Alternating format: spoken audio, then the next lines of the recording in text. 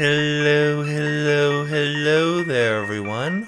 Welcome to my humble abode, my vampire squad. Today we've got a very nice horror narration for you. It's a few stories, actually, provided by As the Raven Dreams. They will be in the description below. Please check them out. Now remember to like and subscribe. And let's get started.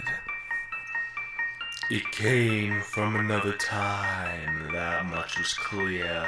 Something about him looked strange, unfamiliar to us, yet we could tell that he was almost human. His structure was similar to ours.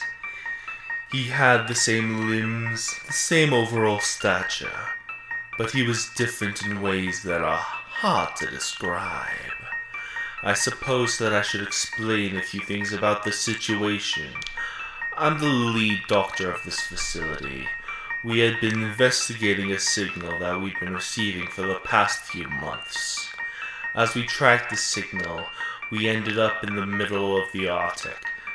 The middle of a nowhere, really. You may be asking what the signal was, and that I cannot really answer. It was kind of like a ping, a shrill sound that would, like it was growing in intensity, then slowly fade out, not dissimilar to how it sounds as a car passes by, quiet, loud, then back to silent. We had spent months trying to decipher the signal. It was unlike anything we had ever heard, but we knew it was important. None of the experts the world over could tell us what it meant, but we had all agreed that it was a beacon of sorts. We tracked it day in and day out, eventually leading us to the Arctic as previously stated. We found the exact location from which the signal was being produced, but there was nothing there. It was then the realization hit. We needed to dig.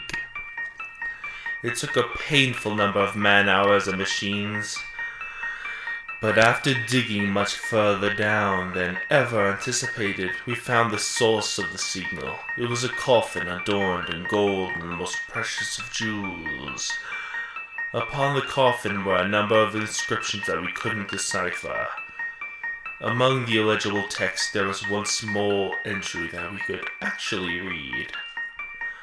May the malice of greed be the folly of Adam, and his caste hold him steady.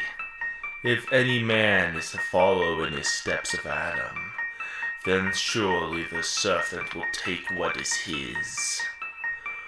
Obviously, this only piqued our desire to know more. We excavated the container and took it back to our makeshift Arctic laboratory. We thawed it to the best of our ability and shipped the remaining ice away. We had discussed whether or not we should continue, but in the end curiosity had won us all over. We broke the strange wax seals off the lid and cautiously removed the lid. It was then the true source of the signal was revealed. A man-like creature lay in the container, holding himself in a fetal position. We were all taken aback by the possibility of the signal coming from an organic life form and not a machine. How could anything living possibly emit a radio signal? We all stared at the being, thinking about the possibilities, as he slowly opened his eyes. As the life lifted back into his body, he began stretching his limbs and unfolding his wings. It was clear that this being was not Adam. No, this was the serpent.